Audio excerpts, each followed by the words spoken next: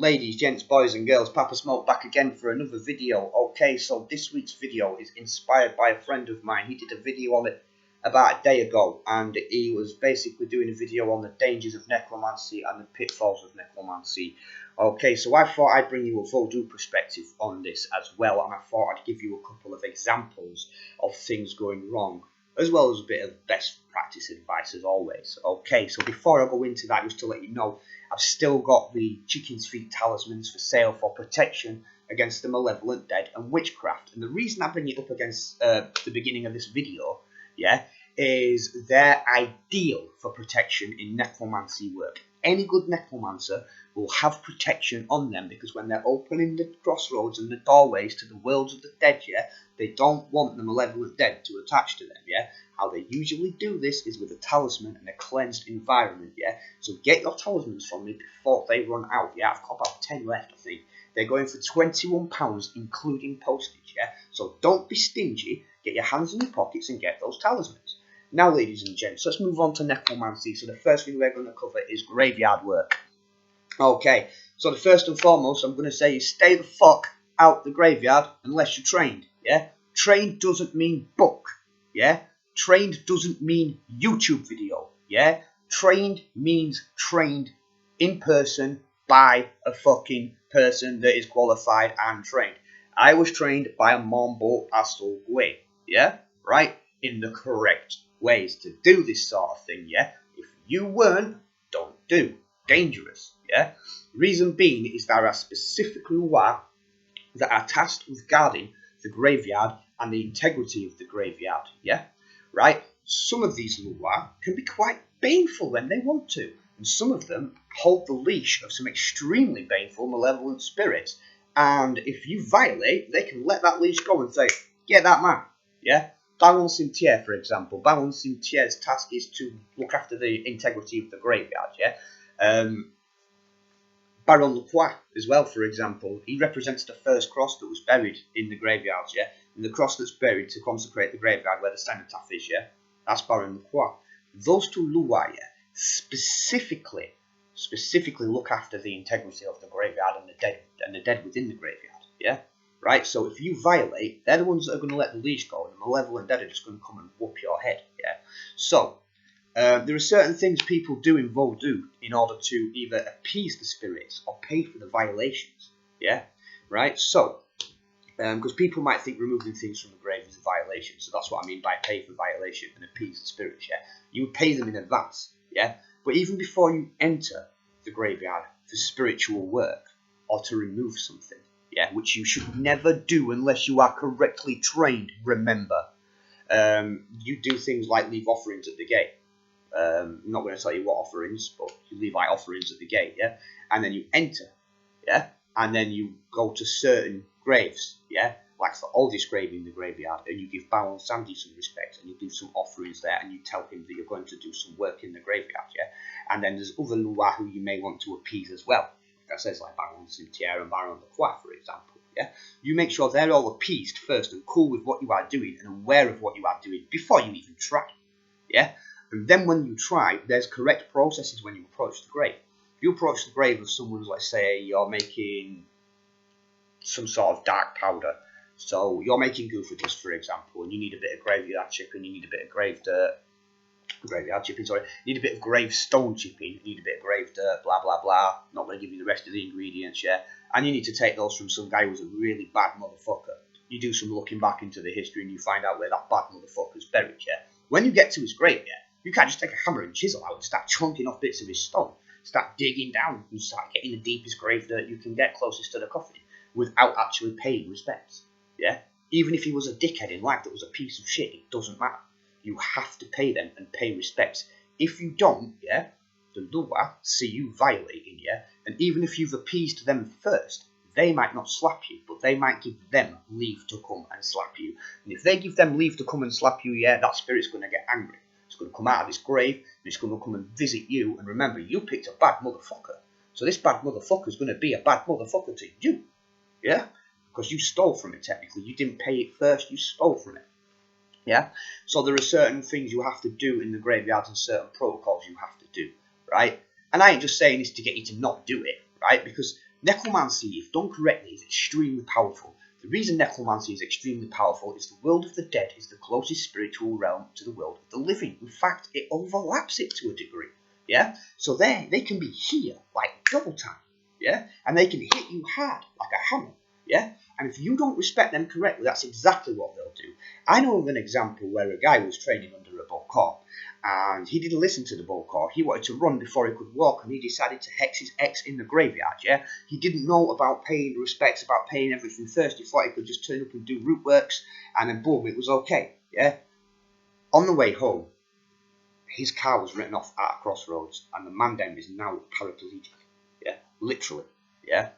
Disrespect the dead, and they will fuck you in the head, mate. Literally, I'm not even joking. You will get smashed up, yeah? The guy is lucky he didn't get followed back. I mean, he's not lucky he's a paraplegic, but still, sometimes that isn't enough retaliation for them. Sometimes they will haunt the shit out of you until you kill yourself if you disrespect them enough. The dead can be that nasty, yeah? And some of the signs you can pick up that you violated them is accidents, a lot of random fuckery that's too much for bad luck to be happening in a row.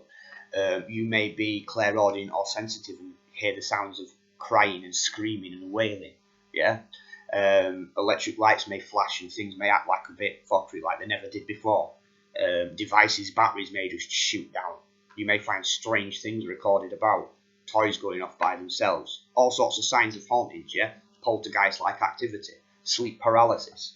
All this kind of fuckery can happen if you do not respect the dead correctly, yeah? And some of them, like I said, the vampires, the more malevolent dead, yeah, they live to cause fuckery. Well, not live, but they exist to cause fuckery, yeah? They literally exist to fucking get in your head, yeah, and make you insane, yeah? And even make you do yourself or do the people that are close to you, yeah?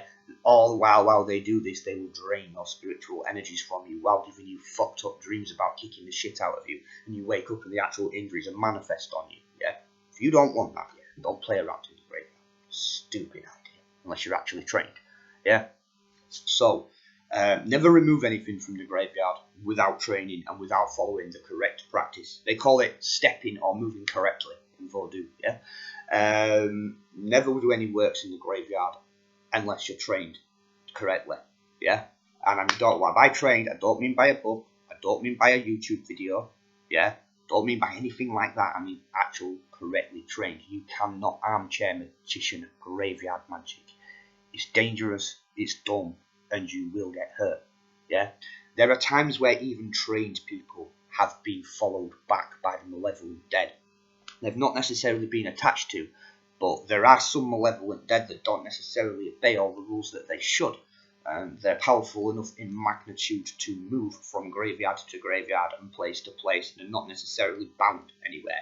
These are usually the unclaimed dead, so the spirits of the Giddy, not the Giddy lords like Baron Samedi and like Mama Brigitte and stuff like that, but the spirits of the Giddy, so the unclaimed dead. Yeah, some of these weren't buried in a ceremonial way, so they're not actually attached to any sort of graveyard or anything like that. These ones can follow you where the fuck they want. Yeah, right. So even trained people can sometimes have a talisman and it can't get at them, but it can fucking follow. Yeah, so you've got to be really, really careful when working in the graveyard. Now let's move on to working necromancy at home. Working necromancy at home, you have to be aware of spiritual cross-contamination all the time. Yeah. Now, safest way to do necromancy at home, yeah, is fully cleanse your body first, and then fully cleanse your home second. Yeah. Right. So everything is a clean, positive energy. Yeah. Right. And then once that's a clean, positive energy, then you're able to start doing your necromantic work. Then you prepare your necromantic work with surgical gloves on to stop cross-contamination on yourself, yeah? Being wary that if you spill any of it, you need to use a mixture of frankincense, myrrh and rue to cleanse it away. Frankincense and myrrh are bad boy cleansing things, and rue breaks spiritual attachments. So any spillage, that mixture needs to go on it to get it away. If you get it on yourself, same deal, yeah? You would do your necromantic work. You would charge your necromantic work up by opening the crossroads and getting the spirits of the dead to come through and work with it, yeah? When you do necromantic work, you usually have a sympathetic thing such as grave dirt with human bone in, yeah? This represents the symbol of the dead. This represents the dead themselves, yeah? Once it gets charged, that will be empowered with the spirit of the dead, yeah? So if that gets on your fucking hands, yeah, you're going to be fucking empowered with that spirit of the dead too, and it ain't going to be good because it's going to be attached to you, yeah? And if it's a negative working, say you've got a vampire to come and fuck someone up, yeah, it's going to start fucking you up too, yeah? So you need to cleanse out and everything if you spill it. Spiritual cross-contamination when working necromancy should be a paramount consideration. Yeah. The reason I advised you to keep everything cleansed and stuff first is when you open the doorway to the realm of the dead, yeah, if there's clean, high-frequency energy, yeah, the vampire will be put off coming there unless you draw it there by using some medium like black moss oil, for example, to call it through and collect it, because they're addicted to like black moss oil, like crackheads are to crack. So they'll come straight through to that. That's what it's for, drawing the dead. Yeah. But if you're doing a positive working, positive necromantic working, you don't need something like black moss oil. That's only to pull like the negative through. But it's really important that even if you're doing negative work, you do it with a cleansed atmosphere. In fact, especially if you're doing negative work, you do it with a cleansed atmosphere, because other negative, malevolent dead will be drawn to the work that you're doing, and you don't want them all to come through and start infesting and haunting things and all sorts of crazy shit. Yeah. Right, so once you have done it, in fact, once you have done your necromantic work, yeah, and you've disposed of it, let's say you've declared the ritual complete and the work done, and you've disposed of it, yeah, I want you to do a cleanse of your house, a full cleanse of yourself again, and as an extra precaution, a full combined middle pillar and full banishing ritual of the planetary master key, or something to the equivalent of that. So, such as you can do a lesser banishing of the pentagram if you really want, or hexagram, depends what floats your boat. But yeah, I want some sort of cleansing and banishing done after your necromantic work, please, people, if you're going to do it, because especially if you're doing dark work, the dead, they're not like other spirits. The dead act in death as they did in life, yeah? So if you're getting a violent, psychopathic, murdering motherfucker to drop your enemies, yeah, you don't want him to be running amok in your house with your kids and your missus in it, and your pets. Yeah. So be careful about that and make sure you manage spiritual cross-contamination, yeah, and you use good common sense and best practice in order to make sure no fuckery happens, yeah. Right? But any necromantic work you can do, you can do without having to go into the graveyard as well, yeah. There are reputable sources, places where people have actually got goofer powder and things that have been acquired in the correct way and things like that to save you having to do this, yeah. But it's extremely dangerous if it's done wrong, and it should not be done wrong. There's quite a few irresponsible idiots out there that fake it to make it. People like Edgar Caraval, for example, from Become a Living God, that put it out there as if it's fun and easy and fast and a good way to become extremely powerful. Yeah, it's also a good way to join the dead, mate, if you do it your way. I mean, roads are open, so how the fuck are you talking about Bao and Sandy? And then you're bringing other spirits fucking from other pantheons down into it, even though Lua are not harmonious with any other spirit necessarily that isn't a Lua. They're not even harmonious with other Lua in the pantheon, so what the fuck are you talking about, bro? Do you know what I mean? Telling all these people stupid shit about necromancy, yeah? And now man like Curtis and man like me are having to put your fuckery correct for you. Like for 13 fucking minutes, bro. What the fuck? Yeah, so don't buy any work from Become a Living God on this subject, because you can see the state of their company and the state of their lives, yeah? And to be honest with you, yeah, man like Curtis and me, the Serpent and the Dragon, are primarily responsible for the fuckery that's happened to them. We fucked them up at the crossroads, yeah? However, they're also fucking themselves up by doing this fuckery. Doing shit wrong, disrespecting the lore and bringing out books making Vodou look like Boeotian. Fucking talking all sorts of shit about death pantheons, offending the dead. Do you know what I mean? Like, at the end of the day, they're not correct teachers. What you've got to understand is they're what people like me call show magicians, yeah? They tell a good story. They write a good story. And they seem to project their ego really well to the fact that a lot of you are blind to see that they're not living gods at all. Their lives are falling apart and they're shit. They can't even afford this. Do you know what I mean? You're still buying from them and listening to them. What the fuck? I brought this up because it's really important in terms of necromancy. Because the dead are not as forgiving as some other spirits. I mean, the dead aren't even as forgiving as demons. Look at the demonic pantheon, for example, and look at the spirits that are in the realm of the dead and controlling the realm of the dead in the demonic pantheon. One of them is one of the most baddest fucking demons you'll meet, Abaddon. Yeah? and he's fucking works with sort of malevolent dead and stuff like that. We all know what sort of fuckery he can bring down on your head, yeah? Right, so if that's the kind of level of stuff you're wanting to just gabble about with, yeah, then it's going to be on you when you get hurt, yeah? Otherwise, you can be smart and learn off someone. If you want to do necromancy and learn necromancy, yeah, my entry level to Voodoo course, right, part of that is you can specify, yeah, you can specify in your manifestation plan 13 individual steps that are mini goals to take you where you want to be, yeah? One of those steps could be, I want to learn necromancy the correct way, Papa Smoke. Yeah? One of them could be that.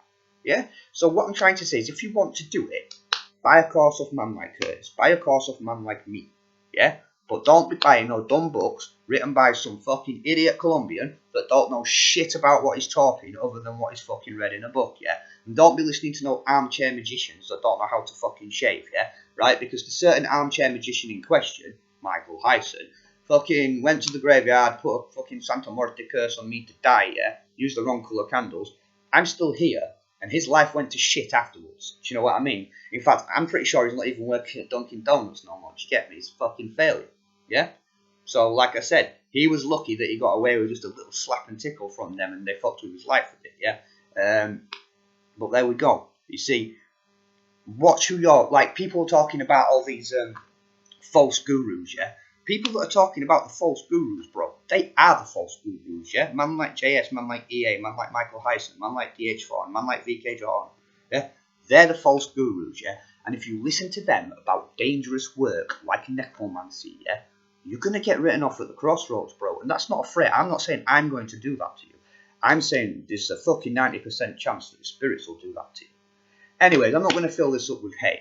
Any questions, feel free to hit me down in questions below. If you in the comments below, keep it respectful. If you give me enough questions, and if you feel I haven't covered this subject in enough depth, yeah, bang some questions down for me below, and I'll do another video answering the job lot of them, yeah. But like I said, don't do necromancy unless you know what you're doing. Stay the fuck out of the graveyard at least, unless you know what you're doing, yeah. And if you're gonna do necromancy at home, be aware of spiritual cross-contamination. Yeah?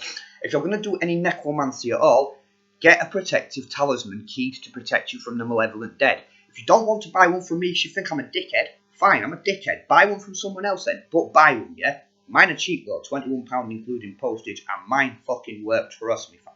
Anyways, that's enough for that. Much love and respect. Have a good day, ladies and gents. Don't do anything I will. See ya.